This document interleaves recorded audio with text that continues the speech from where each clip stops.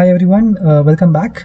तो आज हम लोग स्टार्ट कर रहे हैं एप्लीकेशन ऑफ डेरिवेटिव्स। ये चैप्टर नंबर 6 है हमारे एनसीईआरटी क्लास 12th का। इससे पहले वाले चैप्टर में हमने सीखा था कंटिन्यूटी एंड डिफरेंशिएबिलिटी। ओके तो डिफरेंशिएबिलिटी में हमने क्या सीखा था, वहाँ पे हमने देखा था कि हम किस तरीके से अलग अलग फंक्शंस का डिफरेंशिएशन कर रहे होते हैं, जैसे कि differentiation of implicit function, differentiation of composite function, parametric differentiation. और हमने देखा था कि अगर फंक्शन की बार फंक्शन होती है तो वहाँ पर हम लगाते हैं लॉगरिथमिक डिफरेंशिएशन।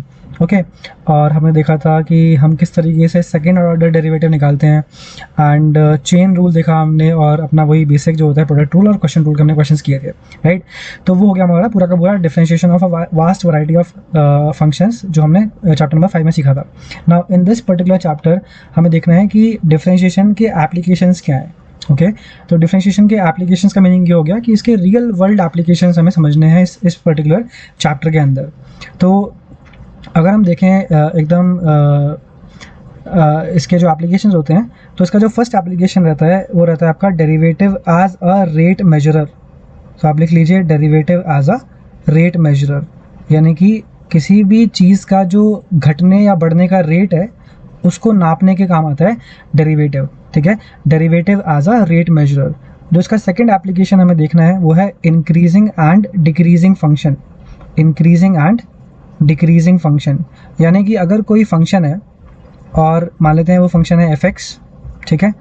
अगर x को बढ़ाने पे उस फंक्शन की वैल्यू, यानी कि उस फंक्शन का जो आउटपुट है वो बढ़ रहा है। अगर x को इंक्रीज़ करने पे अगर फंक्शन f(x) जो है वो बढ़ रहा है तो ऐसे फंक्शन को हम बोलते हैं इंक्रीजिंग फंक्शन।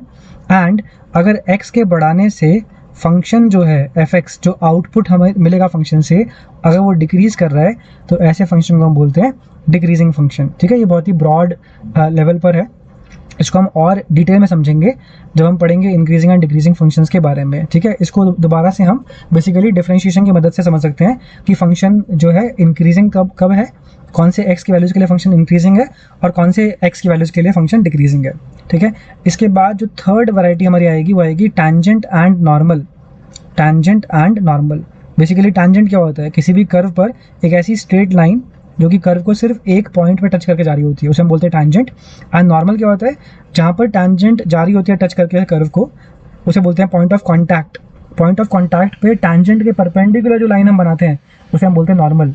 तो बेसिकली डिफरेंशिएशन की मदद से हम टैंजेंट की इक्वेशन निकाल सकते हैं। टैंजेंट एक स्ट्रेट लाइन है, राइट, उसकी इक्वेशन हम निकाल सकते हैं, और नॉर्मल की भी हम इक्वेशन निकाल सकते हैं। तो हम देखेंगे कमिंग सेक्शंस के अंदर।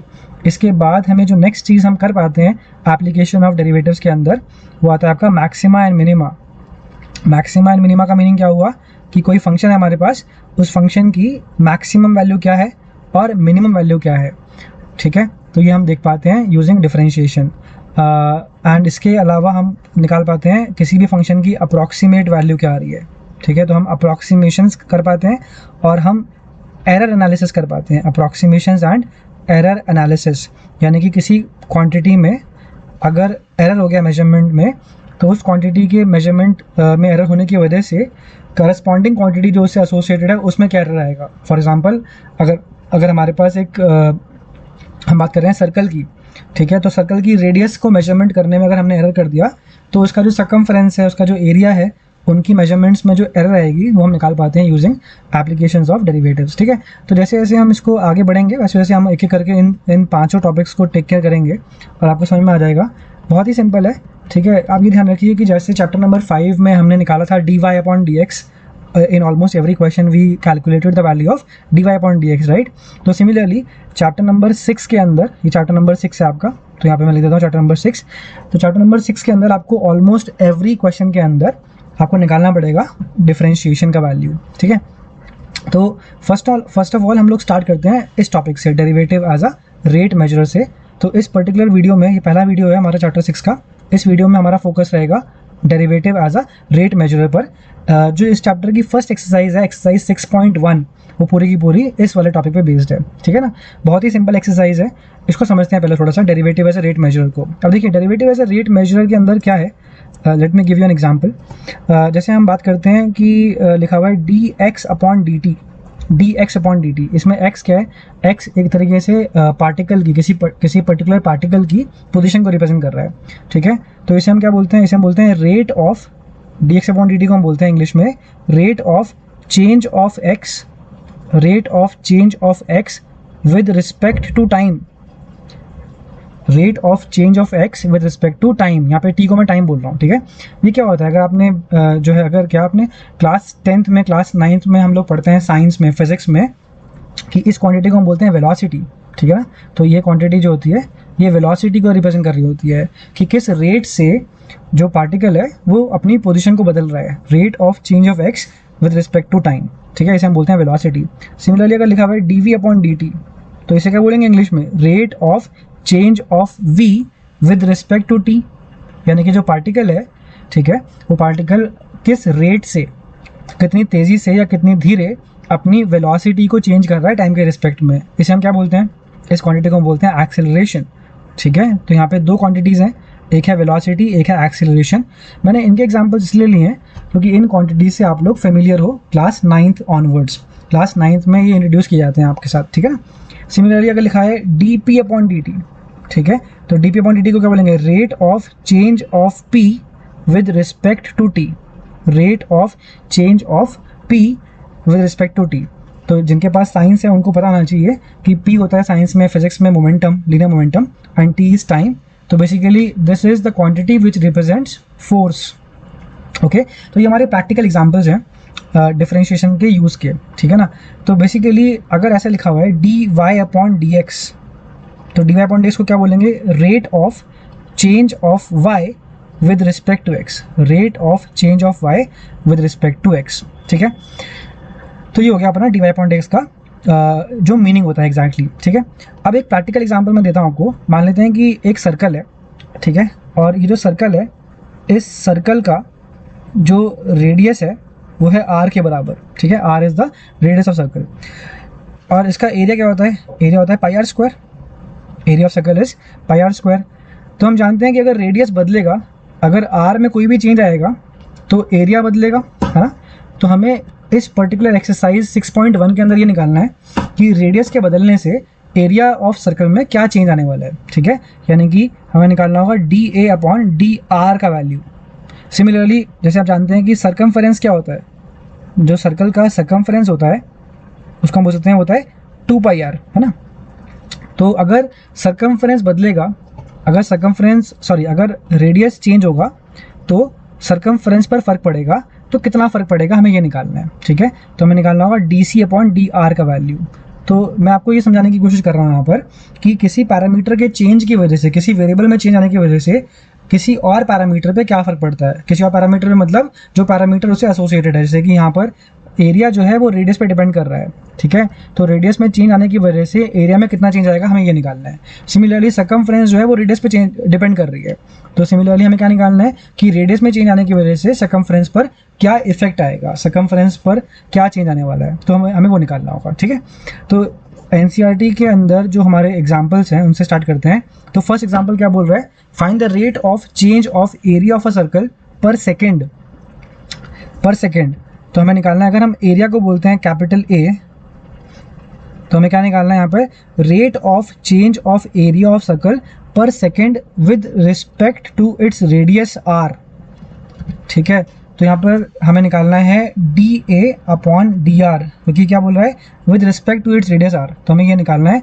और कब निकालना है, व्हेन रेडियस इज 5 सेंटीमीटर्स, ठीक है। तो इसको कैसे लिखते हैं एट, इस स्ट्रेट लाइन को बोलते हैं at R is equal to 5 centimeter, यानी कि जब रेडियस की वैल्यू 5 सेंटीमीटर है तो जो सर्कल का एरिया है वो कितनी तेज़ी से चेंज हो रहा है, ठीक है। तो देखिए बहुत ही सिंपल है कैसे करना है इसको आपको। सबसे पहले तो मेरे को बताइए कि what is the area of circle. हम जानते हैं area of circle is pi are square, तो area is pi are square. इसे आप कर देंगे डिफरेंशिएट, किसके रिस्पेक्ट में, आर के रिस्पेक्ट में। तो पाई तो एज इट इज़ रहेगा क्योंकि कांस्टेंट है, और आर स्क्वायर का कितना होता है 2r। ये 2r कैसे हो गया, जैसे y is equal to X square होता था आपके पास, तो D Y upon D X क्या होता था ना 2x, ठीक है। तो उसी तरीके से ये हो गया आर स्क्वायर का 2r, तो बेसिकली आ गया 2 पाई आर के बराबर, ठीक है। तो ये क्या निकाल लिया आपने निकाल लिया D A upon D R का वैल्यू। लेकिन आपको D A upon D are कब निकालना है, जब रेडियस की वैल्यू कितनी है 5 सेंटीमीटर। तो we can just simply substitute this value in this particular expression, तो आपके पास आ जाएगा आंसर, ठीक है। तो आप लिख दीजिए इसके अंदर कि D A upon D R when R is equal to 5 centimeter is equal to 2 pi into 5 which is equal to 10 pi. ठीक है, अब इसको ना आपको यहाँ पे छोड़ना नहीं है, आपको यहाँ पे लगानी पड़ेगी कि इसकी यूनिट क्या होगी। अब देखिए D A is area, area की यूनिट होती है सेंटीमीटर स्क्वायर। सेंटीमीटर स्क्वायर क्यों ले रहे हैं, क्योंकि यहाँ पे हमें यूनिट दे रखी है सेंटीमीटर। और डी आर मतलब रेडियस, रेडियस की यूनिट होती है सेंटीमीटर। ठीक है, तो देख रहे हैं सेंटीमीटर स्क्वायर अपॉन सेंटीमीटर आ रहा है, तो आंसर आ जाएगा आपके पास 10 पाई सेंटीमीटर। आंसर आ जाएगा 10 पाई centimetre. So this is the answer of example number 1। अब देखते हैं एग्जाम्पल नंबर 2। ये बोल रहा है the volume of a cube is increasing at a rate of 9 cubic centimetres per second. The volume of cube is increasing, cube की बात कर रहा है, क्यूब की। तो देखिए I can draw a cube here, draw करने की कोई नेसेसरी नहीं है, लेकिन बस समझने के लिए। तो बेसिकली अगर ये क्यूब है, ठीक है, ये इसकी साइड को हम बोलते हैं ए। ठीक है, तो वॉल्यूम क्या होता है, वॉल्यूम को लिखते हैं v इज इक्वल टू, क्या होता है वॉल्यूम ऑफ क्यूब कितना होता है, ये होता है a cube. Volume of cube is side का क्यूब ना, तो v हो गया ए क्यूब। अभी क्या दे रखा है, the volume of cube is increasing at a rate of 9 cubic centimetres per second. यानी कि हमें दे रखा है कि जो वॉल्यूम है वो टाइम के साथ साथ बदल रहा है 9 क्यूबिक सेंटीमीटर्स, मतलब सेंटीमीटर क्यूब पर सेकेंड। ठीक है, तो इस वैल्यू की मदद से हम निकालेंगे कि यहाँ पर क्या पूछ रहा है, how fast is the surface area increasing, how fast is the surface area. देखिए यहाँ पे बात कर रहा है सरफेस एरिया की। ठीक है, तो सरफेस एरिया क्या होता है क्यूब का, सरफेस एरिया, ये क्यूब क्या है, cube is basically composed of 6 square surfaces, है ना, इसके अंदर 6 स्क्वायर सरफेसेस हैं, and the area of 1 square surface is a square. तो सरफेस एरिया को हम बोल देंगे ये हो जाएगा 6 ए स्क्वायर के बराबर। ठीक है, ए स्क्वायर हो गया एक स्क्वायर का सरफेस का एरिया, और क्योंकि यहाँ पे 6 सरफेसेस हैं तो ये जाएगा 6 ए स्क्वायर। अब देखिए आपको यहाँ पूछा है how fast is the surface area increasing when the length of an edge is 10 centimeters. तो ये पूछ रहा है कि D S upon D T कितना होगा when A is equal to 10 centimeters.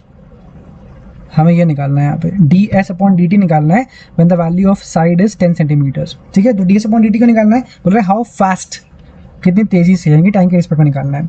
ठीक है, हमें D we upon D T बता रखा है कितना है, और हमें D S upon D T पूछ रखा है, तो बहुत ही सिंपल है। अब देखते हैं यहाँ पे v equal to A cube पे फोकस करते हैं। पहले देखिए ध्यान से कि किस तरीके से इसको हम करेंगे। तो जैसे आपने लिखा v is equal to A cube, इसको कर दीजिए डिफ्रेंशिएट टाइम के रिस्पेक्ट में, तो D we upon D T कितना आ जाएगा, यह आ जाएगा 3a स्क्वायर, ए क्यूब का 3a स्क्वायर, और बाय चेन रूल यह रहेगा D A upon D T. ठीक है, अगर हमने किया होता a के रिस्पेक्ट में डिफ्रेंशिएट तो आता सिर्फ 3a स्क्वायर, पर क्योंकि हमने t के रिस्पेक्ट में किया है तो by chain rule will have to multiply with D A upon D T also. ठीक है, तो इसको पुट कर देते हैं, तो D we upon D T हमें दे रखा है 9, तो रहेगा 9 is equal to 3a square D A upon D T. तो यहाँ से बताइए मेरे को कि डी ए अपॉन डी टी कितना आ गया, यह आ जाएगा आपके पास 9 अपॉन 3a स्क्वायर। ठीक है, इस वैल्यू को हम यहाँ पे यूज़ करेंगे। अब इसको कर देते हैं differentiate, D S upon D T कितना रहेगा, ये 6 तो कांस्टेंट है, और a स्क्वायर का हो जाएगा 2a, और a का हो जाएगा D A upon D T by chain rule. ठीक है, हमें D S upon D T ही निकालना है, तो D S upon D T is equal to हो गया 6 इंटू 2a इंटू डी ए अपॉन डी टी कितना है, डी ए अपॉन डी टी है 9 अपॉन 3a स्क्वायर। तो यहाँ पे a से a स्क्वायर कटा तो नीचे a बचेगा, और ये जाएगा 3 3 9, तो कितना आ गया D S upon D T का वैल्यू, ये हो गया 6 2 12 12 36, आएगा 36 अपॉन a, और a दे रखा है हमें 10 सेंटीमीटर, इसे हम कर देंगे सब्सटीट्यूट। ठीक है, तो आ जाएगा D S upon D T at a is equal to 10 centimetre is equal to 36 upon 10 which is equal to 3.6। अब 3.6 के आगे लगानी पड़ेगी इसकी यूनिट, तो डी एस सरफेस एरिया होता है area which is in centimetre square, और डी टी है सेकेंड में, तो रहेगा पर सेकेंड। ठीक है, so this is the answer of this question, 3.6 centimetre square per second. तो इस तरीके से हमें निकालना होता है using derivative as a rate measurer. चलिए अब हम चलते हैं एग्जाम्पल नंबर 3 पे। एग्जाम्पल 3 क्या बोल रहा है, stone is dropped into a quite lake and waves move in circles at a speed of 4 centimetre per second. ठीक है, तो करते हैं इसको सॉल्व। ये बोल रहा है कि हमने एक पत्थर फेंका है एक तालाब के अंदर, एक लेक के अंदर, और उससे जो वेव्स बन रही हैं वो सर्कल बनते हैं, हम जानते हैं कि सर्कल बनते हैं eight a speed of 4 centimetre per second. तो जो सर्कल बनेगा उसका जो रेडियस है वो दे रखा है आपको। ठीक है, तो आपको दे रखा है D r upon D T. D r upon D T कैसे पता लगा, क्योंकि बोल रहा है वेव्स बन रही हैं in circles at a speed of 4 centimetre per second. तो ये 4 सेंटीमीटर एक तरीके से रेडियस को कैरेक्टराइज कर रहा है, और पर सेकेंड हो गया dt, ठीक है। तो d r upon D T given है आपको 4 सेंटीमीटर, और एरिया होता है अपना पाई आर स्क्वायर के बराबर। The area of circle is pi are square, right. अब बोल रहा है at the instant when the radius is 10 centimeter, यानी कि जब रेडियस की वैल्यू 10 सेंटीमीटर हो चुकी है, how fast is the enclosed area increasing. जो एनक्लोज्ड एरिया है वो कितनी तेजी से बढ़ रहा है when the value of radius is 10 centimetre, ठीक है। तो आपको निकालना है D A upon D T, how fast is the enclosed area increasing, यानी कि आपको निकालना है कि एरिया जो है टाइम के रिस्पेक्ट में कैसे बदल रहा है, कैसे इंक्रीज हो रहा है। कब निकालना है, जब रेडियस हो चुका है 10 सेंटीमीटर के बराबर। तो आपको क्या निकालना है, यहाँ पे D A upon D T निकालना है। तो एरिया होता है पाई आर स्क्वायर, ठीक है। तो इसे कर देते हैं डिफ्रेंशिएट, किसके रिस्पेक्ट में करेंगे, टाइम के रिस्पेक्ट में कर देंगे इसको डिफ्रेंशिएट। अब यहाँ पर आ जाएगा पाई आर स्क्वायर का 2r, और r का हो जाएगा d r upon D T, ठीक है। ये हमने किया बाय चेन रूल, क्योंकि हम टाइम के रिस्पेक्ट में कर रहे हैं। अगर हमने सिर्फ r के रिस्पेक्ट में किया होता तो we would have stopped over here, but क्योंकि हम टाइम के रिस्पेक्ट में कर रहे हैं तो d r upon D t आ जाएगा ये, ठीक है। तो डी ए अपॉन डी टी कितना हो गया अपने पास, ये हो जाएगा 2 pi r d r upon D t, और d r upon D t दे रखा है 4, तो इसे पुट करता हूँ मैं यहाँ पर, तो हो जाएगा 4, तो हो जाएगा 8 पाई आर, ठीक है ना। आपको निकालना कब है, जब रेडियस की वैल्यू हो चुकी है 10 सेंटीमीटर। तो now we can simply put in the value of radius here. तो d A upon D t when r is equal to 10 centimetre is equal to 8 pi into 10, तो आ गया कितना, ये आ गया 80 पाई के बराबर। अब लगानी पड़ेगी इसकी एसआई यूनिट, या फिर जो भी यूनिट बनेगी। एरिया की यूनिट होती है सेंटीमीटर स्क्वायर, ठीक है। तो यहाँ पे आ जाएगा सेंटीमीटर स्क्वायर, और टाइम की यूनिट होती है सेकेंड, तो आ जाएगा पर second. So the answer is 80 pi centimetre square per second. अब चलते हैं क्वेश्चन नंबर एग्जाम्पल 4 की तरफ। एग्जाम्पल 4 में क्या बोल रहा है, the length x of a rectangle. तो let me draw a rectangle here. तो ये एक रेक्टेंगल है, इसकी लेंथ बता रखी है एक्स के बराबर, लेंथ डिक्रीज कर रही है, ठीक है। और क्या है इसका डिक्रीज करने का रेट, 3 सेंटीमीटर पर मिनट, यानी कि हर मिनट 3 सेंटीमीटर का डिक्रीज हो रहा है लेंथ में। तो बोलेंगे कि D X upon D T is equal to 3 centimetre पर मिनट। कितना है D X upon D T, 3 centimetre पर मिनट। इसमें एक मिस्टेक कर दी हमने, ये बोला है डिक्रीज हो रही है, ठीक है। तो आप ध्यान रखिए कि जब भी डिक्रीज होगा तो we have to take a negative sign here. फिर क्या बोल रहा है, जो इसकी विड्थ है, विड्थ मतलब ब्रेड्थ की बात कर रहा है, वाई से इसको रिप्रेजेंट किया है, it is increasing at a rate of 2 centimeter पर मिनट। इसकी विड्थ बड़ी होती आ रही है, तो D Y upon D T कितना आ जाएगा, ये हो जाएगा 2 सेंटीमीटर पर मिनट, ठीक है ना। तो ये हो गया आपके पास, ठीक है। अब ये क्या बोल रहा है कि जब लेंथ है 10 सेंटीमीटर और ब्रेड्थ है 6 सेंटीमीटर, तो find the rate of change of perimeter. तो ए पार्ट में बात कर रहा है पेरीमीटर की। What is the perimeter of a rectangle, ये पढ़ा था आपने बचपन में, यानी कि क्लास 4th में पढ़ा होगा। पेरीमीटर क्या होता है, 2 into length plus breadth, 2 into length plus breadth. Basically boundary की लेंथ को बोलते हैं। तो एक्स भी 2 बार ऐड होगा और वाई भी 2 बार ऐड होगा, तो आ जाएगा 2 इंटू एक्स प्लस वाई, ठीक है। क्या निकालना है, find the rate of change of perimeter. तो आपको निकालना है D P upon D t. क्या निकालना है, D P upon D T. तो D P upon D t कब निकालना है, when the length is 10 centimetre and the breadth is 6 centimetre, तब निकालना है, ठीक है। तो ये जो फॉर्मूला है इसको कर देंगे डिफरेंशिएट, ठीक है।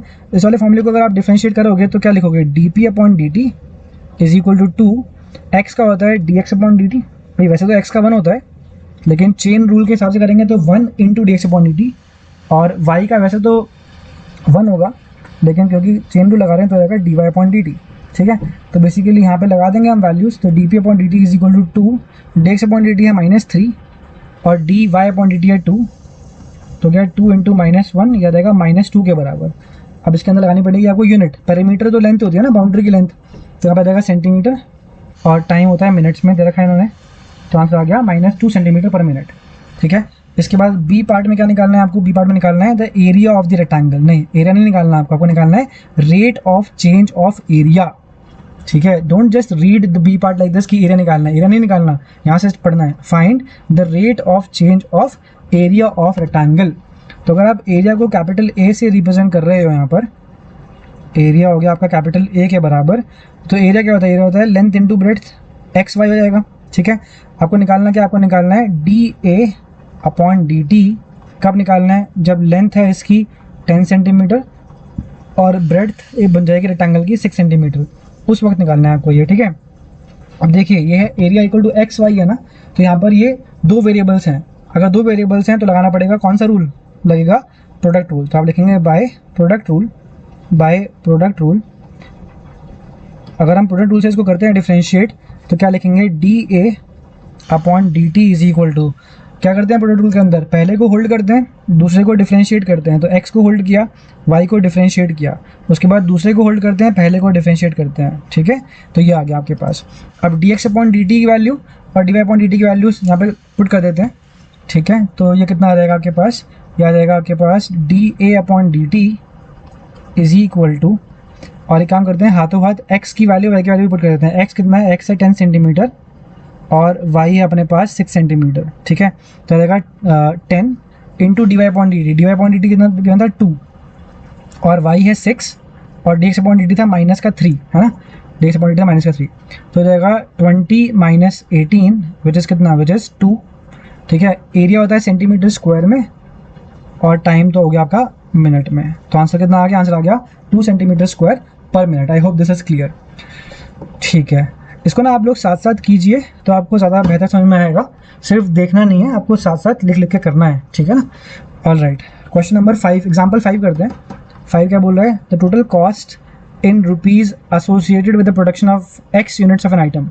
तो बेसिकली कोई आइटम है, ठीक है, कोई भी प्रोडक्ट है, उसकी हमने x यूनिट्स बनाई हैं, प्रोड्यूस करी है, तो उसको बनाने में जो कॉस्ट आई है वो दे रखी है आपको इस तरीके से। ठीक है, फिर क्या बोल रहा है, फाइंड द मार्जिनल कॉस्ट। ये जो मार्जिनल कॉस्ट है ये टर्म आ रहा है आपका इकोनॉमिक्स से। मार्जिनल कॉस्ट क्या होता है कि कॉस्ट पर क्या चेंज आएगा for every additional unit of output that is being produced. अगर हम जो भी मैन्युफैक्चर कर रहे हैं प्रोडक्ट, उसकी कोई भी एडिशनल यूनिट हम प्रोड्यूस करते हैं, तो वो करने पर हमारी cost per, total cost per क्या चेंज आएगा, टोटल कॉस्ट पर क्या फ़र्क पड़ेगा। ठीक है, उसे हम बोलते हैं मार्जिनल कॉस्ट। और यहाँ पे देखिए इन्होंने डिफाइन कर रखा है, marginal cost we mean the instantaneous rate of change of total cost at any level of output. ठीक है, तो बोला है फाइंड द मार्जिनल कॉस्ट।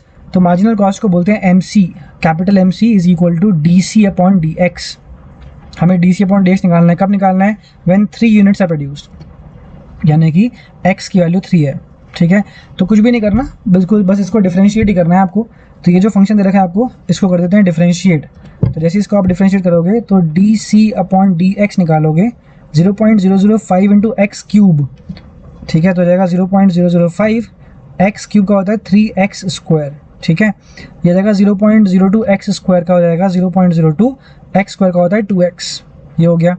और 30x में 30 एज इट इज जाएगा, x का होता है 1 और 5000 का हो जाएगा 0 because it is a constant. तो यहाँ पे DC अपॉन DX की जो वैल्यू आ जाएगी, ये आ जाएगी, देखिए 0.005 इंटू 3 करेंगे तो आ जाएगा 0.015 x square minus 0.04x plus 30। ठीक है, x की वैल्यू रखिए 3, ऐसे करते हैं सब्सटीट्यूट, तो DC upon DX is equal to 0.015 into हो जाएगा 9 माइनस 0.04 इंटू 3 प्लस 30। तो लेट अस कैलकुलेट दिस। तो कितना आ जाएगा ये आपके पास, 15 इंटू 9 कितना होता है 135, तो 135 आ जाएगा 0.135 प्लस 0.04 इंटू 3 हो जाएगा 0.12, प्लस नहीं आएगा सॉरी, यहाँ पे आएगा माइनस, और उसके बाद आ जाएगा आपके पास प्लस का 30। ठीक है, तो 0.135 माइनस 0.12 करना है, तो ये आएगा 5, ये आएगा 1, ये आएगा 0.015, इसमें 30 ऐड कर देंगे तो कितना आ जाएगा 30.015। सो ये आ गया आपके पास answer. This is going to be in rupees क्योंकि ये कॉस्ट है, और per unit of output, per unit of output. ठीक है, तो इस तरीके से हमें करना होता है। एग्जाम्पल 6 क्या बोल रहा है, एग्जाम्पल 6 भी सिमिलर क्वेश्चन ही है। बोला है टोटल रेवेन्यू। रेवेन्यू क्या होता है, नंबर ऑफ यूनिट्स जो हमने बेची हैं multiplied by the selling price of each unit. ठीक है, तो हमें यहाँ पर बोला है टोटल रेवेन्यू दे रखा है आपको कि अगर हमने x यूनिट्स बेची हैं किसी प्रोडक्ट की, तो रेवेन्यू हो रहा है 3x square plus 6x plus 5। Find the marginal revenue. तो जैसे मार्जिनल कॉस्ट क्या था कि for every additional unit of output produced कितना हमें एक्स्ट्रा कॉस्ट इनकर करना पड़ेगा, कितना चेंज आएगा कॉस्ट में। सिमिलरली मार्जिनल रेवेन्यू क्या होगा कि for every extra unit of product manufactured और सोल्ड मैन्युफैक्चर्ड नहीं सोल्ड, हमारा जो रेवेन्यू है उसमें कितना चेंज आने वाला है। ठीक है, तो हमें निकालना है यहाँ पर DR अपॉन DX। कब निकालना है, when x is equal to 5, when x is equal to 5, तब निकालना है हमको यहाँ पर ये, ठीक है। तो आपके पास रेवेन्यू दे रखा है 3x² प्लस 36x प्लस 5, तो कर देते हैं इसको डिफ्रेंशिएट, तो dr/dx कितना आएगा, 3x² का हो जाएगा 6x और 36x का हो जाएगा 36, ठीक है। अब इसके अंदर बस डालना है x की वैल्यू 5, तो dr/dx at x is equal to 5 is equal to जाएगा 30 प्लस 36, 30 कैसे हो गया, 6 इंटू 5 कर दिया यहाँ पे, ठीक है ना। तो कितना हो जाएगा 66, हो जाएगा 66 रुपीज़ पर यूनिट। तो इस तरीके से हमने एक्सरसाइज 6.1 से पहले जो 6 एग्जाम्पल दे रखे हैं एनसीईआरटी में वो हमने फिनिश कर लिए। आई होप आप लोगों को समझ में आ गया होगा ये। चलिए अब हम एक्सरसाइज 6.1 स्टार्ट कर लेते हैं। तो जो फर्स्ट क्वेश्चन है वो क्या बोल रहा है, find the rate of change of area with respect to radius, ठीक है। तो यहाँ पे नंबर 1 के अंदर आपको निकालना है dA/dr, dA/dr निकालना है। क्या होता है एरिया ऑफ सर्कल, सर्कल का एरिया कितना होता है, होता है पाई आर स्क्वायर, ठीक है। आई होप इसमें कोई कन्फ्यूजन ना हो। तो dA/dr कितना आ जाएगा, हो जाएगा पाई इंटू 2r, बस यहीं पर रुक जाएंगे, इसमें 2πr आ जाएगा ये, क्योंकि हम r के रिस्पेक्ट में कर रहे हैं ना इस वजह से, ठीक है। अब ए पार्ट में क्या बोल रहा है, रेडियस दे रखा है 3 सेंटीमीटर, तो जो dA/dr निकालना है आपको वो निकालना है when radius is equal to 3 centimeter. तो कितना आ जाएगा 2π, वहाँ पे आ रखा है 2πr, तो 2π इंटू 3 हो जाएगा, तो जाएगा 6π के बराबर। 6π क्या, एरिया होता है सेंटीमीटर स्क्वायर में और रेडियस होगा अपना सेंटीमीटर में, तो सेंटीमीटर स्क्वायर पर सेंटीमीटर, तो सेंटीमीटर स्क्वायर से सेंटीमीटर कट जाएगा, तो आ जाएगा 6π सेंटीमीटर के बराबर, ठीक है। और बी पार्ट में हम डाल देंगे इसकी वैल्यू, तो dA/dr when r is equal to 4 centimeter is equal to, ये जाएगा 2π इंटू 4, तो ये जाएगा आपके पास 8π सेंटीमीटर स्क्वायर पर सेंटीमीटर, यानी कि 8π सेंटीमीटर। इसको आप यहाँ पर भी छोड़ सकते हैं, ठीक है, ज़रूरी नहीं है कि आपको यहाँ तक लिखना ही है, बट यूनिट लगानी ज़रूरी है। क्वेश्चन नंबर 2 क्या बोल रहा है, the volume of a cube. जैसे ही बात करता है वॉल्यूम ऑफ क्यूब की, तो आप लिखना है इसका फॉर्मूला। तो फॉर्मूला क्या होता है वॉल्यूम ऑफ क्यूब का, वॉल्यूम होता है v is equal to A cube, जहाँ पर ए हमने माना है कि साइड है उस क्यूब की। It is increasing at rate of 8 centimeter cube per second, तो गिवन है आपको dV/dt is equal to 8 centimeter cube per second. आप ना इसकी जो यूनिट है उस यूनिट को देख के पता लगा सकते हो कि आपको यहाँ पर क्या लिखना है। जैसे कि सेंटीमीटर क्यूब होते हैं वॉल्यूम, वॉल्यूम की यूनिट, और पर सेकेंड है तो यानी कि अपॉन dt आ जाएगा यहाँ पे, ठीक है ना। How fast is the surface area increasing, तो निकालना है ds/dt, ठीक है। तो ds/dt निकालना है, और कब निकालना है, when the length of an edge is 12 centimeter, तो ए दे रखा है आपको 12 सेंटीमीटर के बराबर, ठीक है। तो देखिए वॉल्यूम है a क्यूब, तो यहाँ से dV/dt कितना आ जाएगा, यह आ जाएगा 3a² dA/dt bye chain rule, क्योंकि हमने टाइम के रिस्पेक्ट में डिफरेंशिएट किया है, तो हो जाएगा 8 is equal to 3a² dA/dt, तो यहाँ से dA/dt हमारे पास आ जाएगा 8/3a², 8/3a², ठीक है। अब सरफेस एरिया क्या होता है क्यूब का, अभी देखा था हमने एग्जांपल जब हमने किए थे, तो होता है 6a², तो यहाँ से ds/dt आ जाएगा अपने पास 6 इंटू 2a इंटू dA/dt, तो जाएगा 12a इंटू dA/dt। dA/dt कितना है, dA/dt दे रखा है 8/3a², ठीक है। तो इसे कर देंगे सॉल्व, तो 3 से काटेंगे 12 को जाएगा 4, जाएगा 32/a, ठीक है। और a दे रखा है हमको 12 सेंटीमीटर, तो let us substitute this over here, तो जो आ जाएगा अपने पास सरफेस एरिया का चेंज टाइम के रिस्पेक्ट में आ जाएगा 32/12, दोनों ही 4 के मल्टीपल्स हैं, तो 4 3 और 4 8। यूनिट क्या होती है सरफेस एरिया की, सेंटीमीटर स्क्वायर, और टाइम की हो जाएगी अपनी सेकेंड, क्योंकि इन्होंने सेकेंड दे रखा है, ठीक है। तो इस तरीके से आ गया हमारा आंसर।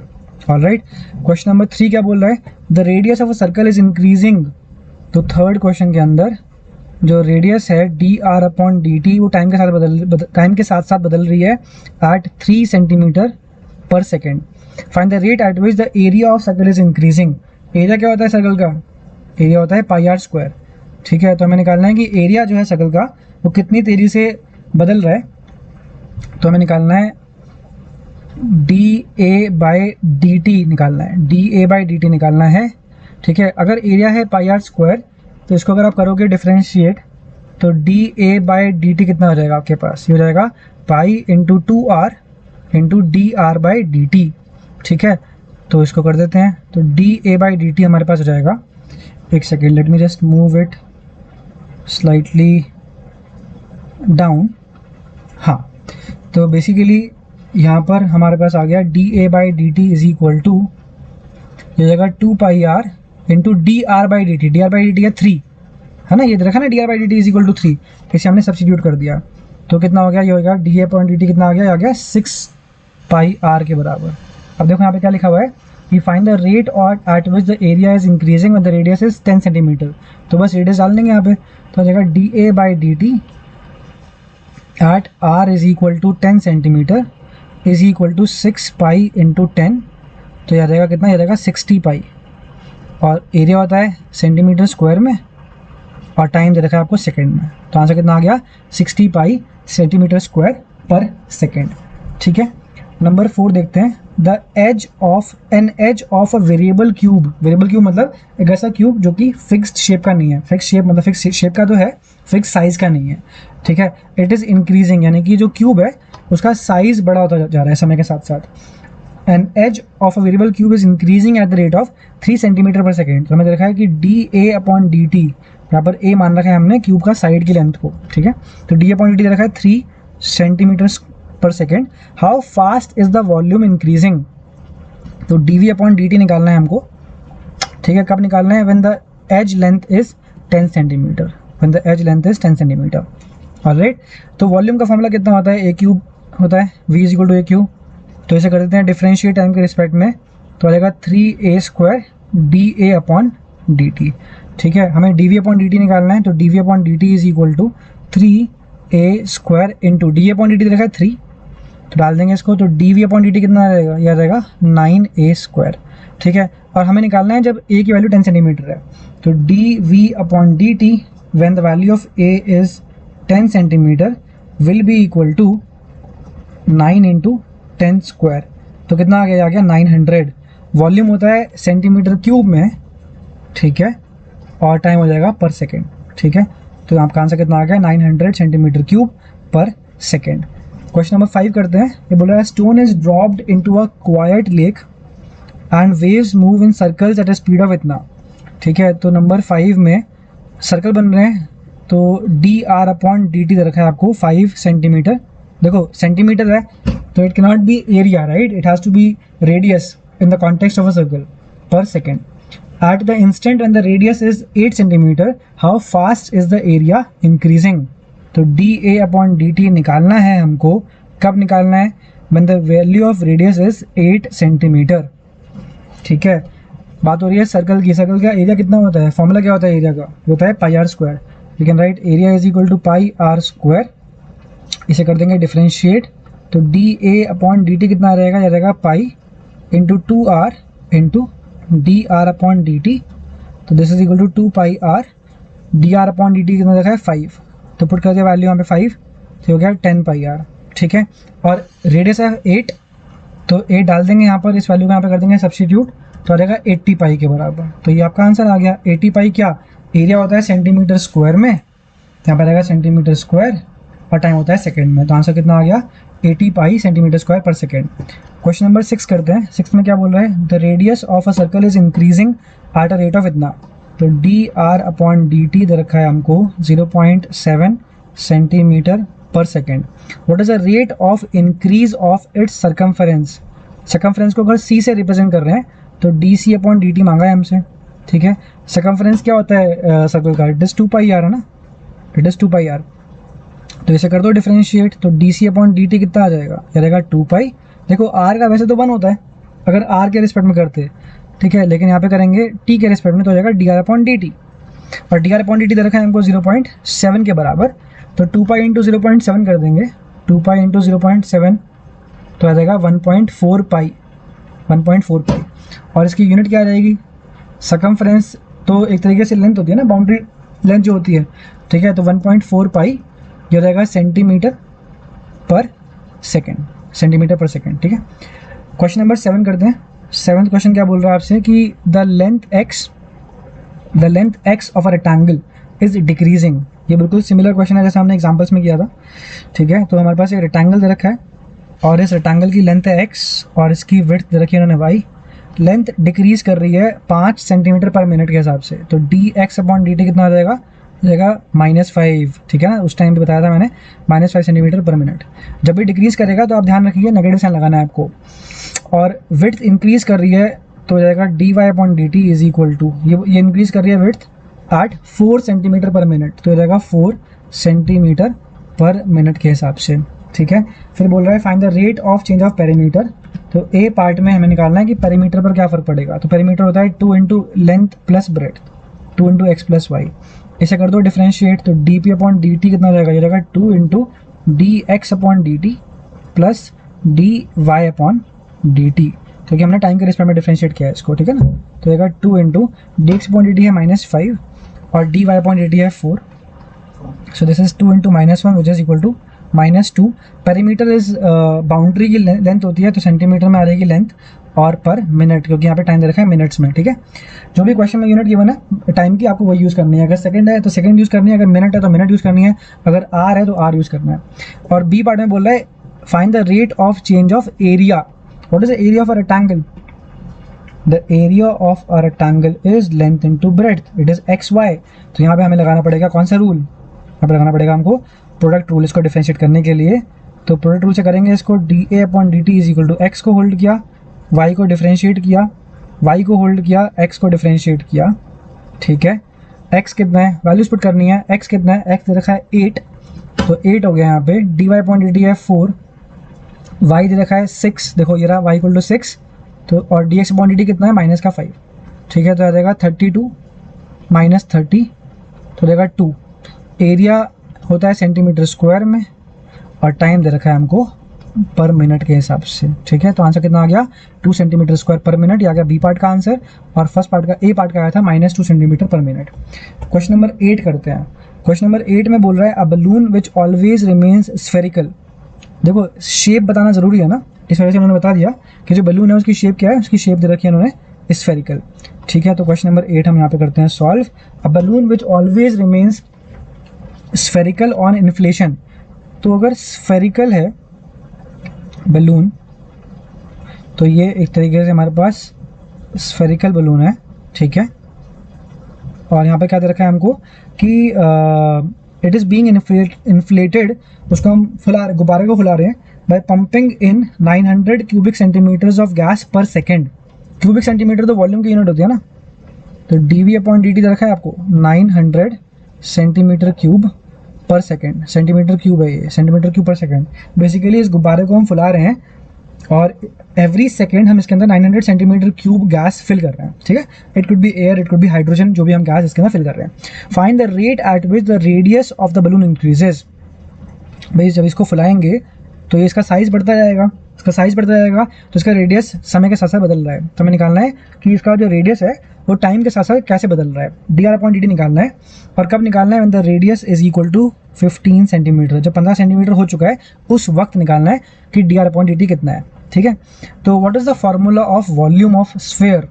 अब देखो आपने जो क्लास 9th 10th में जूनियर क्लासेस में आपने जो मेंसुरेशन की फॉर्मूलेस पढ़े थे, स्फेयर का, सिलेंडर का, क्यूब का, उन सबको जो है आपको याद करना चाहिए, तभी आप ये सब क्वेश्चंस को कर पाओगे इजीली। अदरवाइज अगर आपको फॉर्मूले याद नहीं होंगे तब आगे की चीज़ें कैसे कर पाओगे, ठीक है ना। तो आपका फॉर्मूला क्या होता है, स्फेयर का वॉल्यूम होता है 4/3 πr cube, okay. So the volume of a sphere is 4/3 πr cube, तो v लिख दिया हमने 4/3 πr क्यूब, ठीक है। इसे कर देते हैं डिफ्रेंशिएट, किसके रिस्पेक्ट में करोगे, टाइम के रिस्पेक्ट में। तो 4/3 पाई तो कांस्टेंट है, पॉजिटिव रहेगा, r क्यूब का हो जाएगा 3r² एंड बस हो गया, नहीं इतना नहीं हुआ, हम टाइम के रिस्पेक्ट में कर रहे हैं तो आएगा यहाँ पे dr/dt, ठीक है। देखो यहाँ पे 3 से 3 कट जाएगा तो dv/dt बन जाएगा आपके पास 4πr² dr/dt, ठीक है। अब देखो dv/dt देखा है 900, तो पुट कर देंगे तो 900 is equal to 4πr², r² हो जाएगा 15 का स्क्वायर, तो होगा 15 का स्क्वायर इंटू dr/dt। बस अब तो निकल गया dr/dt, तो dr/dt आ जाएगा आपके पास 900 डिवाइडेड बाय 4π इंटू 15 इंटू 15, ठीक है। 15 6 × 90 होता है तो आएगा 60, 15 4 × 60 होता है, 4 से 4 कट गया, तो आंसर कितना आ गया 1/π। 1/π क्या, रेडियस होता है सेंटीमीटर में, तो यहाँ पर रहेगा सेंटीमीटर और टाइम दे रखा है सेकेंड में। तो इस क्वेश्चन का आंसर, क्वेश्चन नंबर 8 का आंसर आ गया 1/π centimetre per second. I hope this is clear. Question number 9 करते हैं। क्वेश्चन नंबर 9 में बोल रहा है balloon which always remains spherical. Question number 9 का बलून भी स्फेरिकल दिया हुआ है हमको। तो यहाँ से वेरिएबल रेडियस, ठीक है, तो ये जो बलून है इसका रेडियस वेरिएबल है, फिक्स नहीं है। Find the rate at which its volume is increasing with the radius, यानी कि dv/dr निकालना है आपको, क्योंकि देखो क्या लिखा हुआ है ये, find the rate at which volume is increasing with the radius, radius के रेस्पेक्ट में निकालना है वॉल्यूम का चेंज। अगर रेडियस बदलेगा तो वॉल्यूम बदलेगी, तो dv/dr निकालना है। और कब निकालना है, when the latter, यहाँ पे डबल टी होना चाहिए था, when the latter is 10 centimetre. latter मतलब बात कर रहा है रेडियस की। देखो इस सेंटेंस में क्या लिखा हुआ है, वॉल्यूम और रेडियस लिखा हुआ है। तो when the latter यानी कि जो बाद में बोला गया है, when the latter is 10 centimetre, तो when the value of radius is 10 centimetre हमें तब निकालना है, ठीक है। जो स्ट्रेट लाइन होती है, वर्टिकल स्ट्रेट लाइन, ये रिप्रेजेंट करती है एट या फिर व्हेन को, ठीक है। तो जब रेडियस की वैल्यू 10 सेंटीमीटर है तो हमें निकालना है वॉल्यूम रेडियस के साथ साथ कितनी तेजी से बदल रहा है। ओके, तो what is the formula of volume of sphere, ये स्फेरिकल बलून है ना, अभी देखा था हमने प्रीवियस क्वेश्चन में, क्या होता है फॉर्मूला वॉल्यूम ऑफ स्फीयर का, it is 4/3 and then πr³। इस बार हम कर देंगे इसको डिफरेंशिएट r के रिस्पेक्ट में, ठीक है। तो dv/dr कितना हो जाएगा, 4/3 पाई तो कांस्टेंट है, एज इट इज रहेगा, और r³ का हो जाएगा 3r², तो 3 से 3 घट जाएगा। आंसर आ गया हमारे पास कितना, ये आ गया 4πr²। अब बस रेडियस डाल देंगे इसके अंदर 10 सेंटीमीटर, हमारा आंसर बन जाएगा। तो लिख देंगे dv/dr at r is equal to 10 centimetre is equal to जाएगा 4π × 100, यानी कि 400π। 400π क्या, वॉल्यूम होती है सेंटीमीटर क्यूब में और रेडियस होती है सेंटीमीटर में, ठीक है। तो आंसर आ गया हमारा। अब करते हैं क्वेश्चन नंबर 10। क्वेश्चन नंबर 10 में क्या बोल रहा है ये कि अ लैडर, एक सीढ़ी है जो कि 5 मीटर लंबी है, a ladder 5 metre long is leaning against a wall, ठीक है। तो इस तरीके से बना लेते हैं, ये एक्स एक्सिस मान लेते हैं, ये वाई एक्सिस मान लेते हैं, और ये एक लैडर है जो कि इस तरीके से लीन कर रही है एक दीवार पे। तो ये दीवार हो गई आपकी, ठीक है, और ये ज़मीन हो गई। तो this is the floor and this y axis represents the wall here, ठीक है, and this is the ladder. तो एक लैडर है जो कि एक दीवार के सहारे, जैसे कि आपने देखा होगा ना कि जब कोई पेंट करते हैं पेंटर, तो वो एक दीवार के सहारे अपनी सीढ़ी को सेट कर देते हैं। तो उस तरीके से सिनेरियो है। इस लैडर का नाम दे देते हैं कुछ, ठीक है। Let's call this as A, this is B, और ए बी की जो लेंथ है, ए बी की जो लेंथ है, ए से बी तक की लेंथ है 5 मीटर के बराबर, ठीक है। दे रखा है यहाँ पे, a ladder is 5 metre long, it is leaning against a wall, ठीक है, हमने ड्रॉ कर लिया। The bottom of the ladder, एक सेकेंड, मैं थोड़ा सा स्क्रॉल डाउन कर लेता हूँ मैं। तो यहाँ दे रखा है कि the bottom of the ladder is pulled along the ground, ये जो बॉटम पॉइंट है ना इसका, it is being pulled along the ground away from the wall. तो वॉल से दूर की तरफ लेके आ रहे हैं इसको, इस वाले पॉइंट को इस तरफ लेके जा रहे हैं, ठीक है। Eight a rate of 2 centimeter per second, मान लेते हैं ये x है और ये y है। तो जब हम इस पॉइंट A को वॉल से दूर लेके जाएंगे तो x बढ़ेगा घटेगा, x तो बढ़ेगा ना। x बेसिकली क्या है, यहाँ से लेकर ओरिजिन से लेकर A पॉइंट तक की दूरी को मैं बोल रहा हूँ, और y मैं बोल रहा हूँ B पॉइंट और ओरिजिन के बीच की दूरी को, ठीक है। तो यहाँ पे क्या बोल रहा है कि पॉइंट A को हम वॉल से दूर लेके जा रहे हैं, ठीक है। तो हम बोलते हैं कि dx/dt दे रखा है हमको कितना, 2 सेंटीमीटर पर सेकेंड। भाई जब ए पॉइंट को आप इधर की तरफ मूव करोगे, away from the wall move करोगे, तो एक्स बढ़ेगा टाइम के रिस्पेक्ट में, तो dx/dt रखा है 2 centimeter per second. How fast is its height on the wall decreasing, जब ये ए पॉइंट, भाई लॉजिकल सी बात है, जब ये जो ए पॉइंट है जब ये राइट में मूव करेगा, ठीक है, जब ये राइट में मूव करेगा तो बी पॉइंट नीचे को आएगा ना।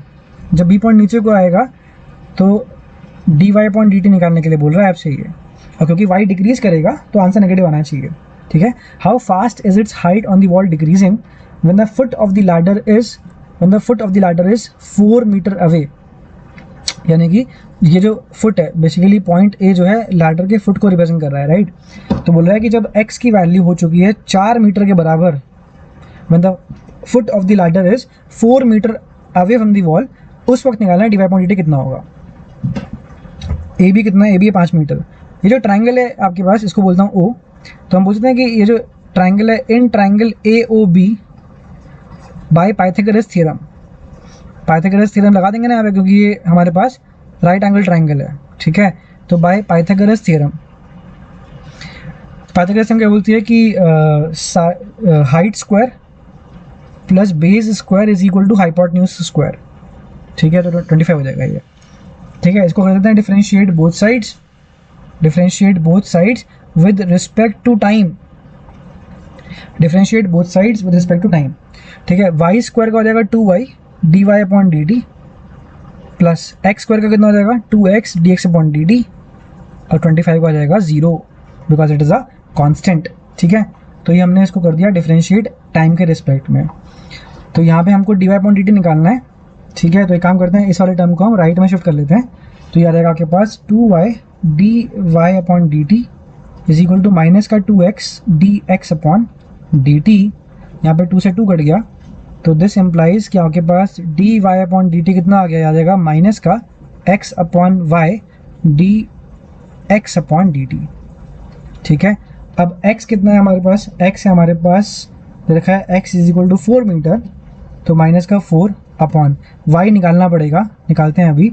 dx अपॉन dt कितना है, dx अपॉन dt रखा है हमको 2 सेंटीमीटर पर सेकेंड, तो ये क्या इंटू 2 सेंटीमीटर पर सेकेंड, और y निकालना है। देखिए अगर ये ट्राइंगल है आपके पास, ठीक है, I can just draw a triangle over here, so this is the triangle. इसमें ये हो गया 4, ये हो गया 5, तो ये हो जाएगा 3। पढ़ा होगा ना आपने पाइथागोरन ट्रिपलेट 3 4 5 का जो फेमस ट्राइंगल होता है, अगर आप पाइथागोरस थ्योरम लगाएंगे तो 3 आएगा, ठीक है। तो y हो गया 3, यहाँ डाल देंगे 3, तो ये कितना आ गया माइनस का 8/3, ठीक है। तो इसका मतलब ये हुआ माइनस मतलब y डिक्रीज कर रहा है, ठीक है। तो आप बोल दोगे कि जो टॉप मोस्ट पॉइंट था लैडर का, ठीक है, तो वो जो है नीचे की तरफ आएगा 8/3 सेंटीमीटर पर सेकेंड के हिसाब से, यानी कि dy अपॉन dt हो जाएगा माइनस का 8/3 centimetre per second. So this is the answer to this question number 10, ठीक है। तो ये ध्यान रखना इंपॉर्टेंट क्वेश्चन है। क्वेश्चन नंबर 11 देखते हैं। A particle moves along the curve इतना, तो एक कर्व दे रखा है हमको, बेसिकली कर्व की इक्वेशन बता रखी है आपको, 6y is equal to x cube plus 2, ठीक है। Find the point on the curve, तो इस तरीके से आप मान लीजिए कि ये आपके पास एक कर्व है, ठीक है। Find the point on the curve, ये जो कर्व है इसके ऊपर आपको पॉइंट निकालना है, ये आपको निकालना है point. Find the point on the curve at which the y coordinate is changing 8 times as fast as the x coordinate. हमें एक ऐसा पॉइंट ढूंढना है इस कर्व के ऊपर जहाँ पर क्या हो रहा है, कंडीशन देखिए ध्यान से, where the y coordinate is changing, यानी कि जो dy अपॉन dt है, the y coordinate is changing 8 times as fast as the x coordinate, 8 times dx upon dt, dy upon dt is equal to 8 dx upon dt। Now let us differentiate this equation, ठीक है। इसको जैसे आप differentiate करोगे तो क्या आ जाएगा, 6 dy upon dt is equal to x cube का 3x स्क्वायर और फिर आ जाएगा dx अपॉन dt और प्लस हो जाएगा 0 क्योंकि 2 कांस्टेंट है, ठीक है। तो यहाँ पे अब ये जो dy अपॉन dt है ये तो 8 dx अपॉन dt है, तो let us substitute this over here, तो आएगा 6 into 8 dx upon dt is equal to 3x square dx upon dt। तो देखो dx अपॉन dt कट गया, ये काटोगे 3 2 सा 6, तो कितना आ गया x square is equal to 16, तो x कितना आ गया, x आ गया प्लस माइनस 4, x होगा प्लस माइनस 4, क्योंकि ये क्वाड्रेटिक इक्वेशन है ना, क्वाड्रेटिक इक्वेशन में हमेशा 2 रूट्स होते हैं, x आ गया प्लस माइनस 4। अगर आप x को लेते हो 4 और डालते हो इस इक्वेशन के अंदर, तो y निकल जाएगा आपका, तो y कितना आ जाएगा 6y इज इक्वल टू 4 की पावर 3 होता है 64 प्लस 2, ठीक है, विच इज इक्वल टू 66। तो यहाँ से आ जाएगा y इज इक्वल टू 11, तो पॉइंट क्या बन गया, पॉइंट बन गया 4,11। और अगर आपने x को लिया होता माइनस का 4, ठीक है, तो 6y इज इक्वल टू हो जाता है, यहाँ पे डाल देंगे दोबारा से, तो आएगा माइनस का 64 प्लस का 2 यानी कि माइनस का 62, तो यहाँ से y आ जाएगा आपके पास माइनस का 62/6, 2 से काट देंगे तो नीचे आ जाएगा 3, ऊपर आ जाएगा 31, ठीक है। तो पॉइंट क्या बन जाएगा, पॉइंट बन जाएगा -4, -31/3। तो इस तरीके से आपके पास 2 पॉइंट्स आ गए, एक है 4,11 और एक है -4, -31/3, ठीक है। तो एक काम करते हैं, इस वाली वीडियो में हम क्वेश्चन नंबर 11 तक ही सॉल्व करते हैं, बाकी हम क्वेश्चंस कंटिन्यू करते हैं इन द नेक्स्ट वीडियो। अगर आपको ये वीडियो समझ में आया हो और हेल्पफुल लगा हो तो please hit the like button, and अगर आपको कोई भी डाउट आ रहा है तो please comment down below and I make sure I will respond to your comments, and मिलते हैं नेक्स्ट वीडियो में। Thank you so much for watching, bye bye.